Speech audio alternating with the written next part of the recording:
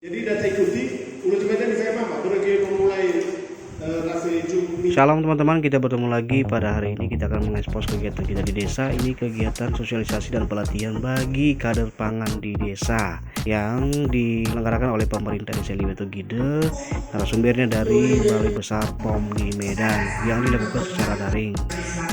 Kegiatan ini turut dihadiri oleh Ketua BPD, kader Posyandu, kader Pembangunan Manusia, perwakilan dari sekolah-sekolah SD dan SMP yang ada di desa, dari kader Posyandu, dari PKK.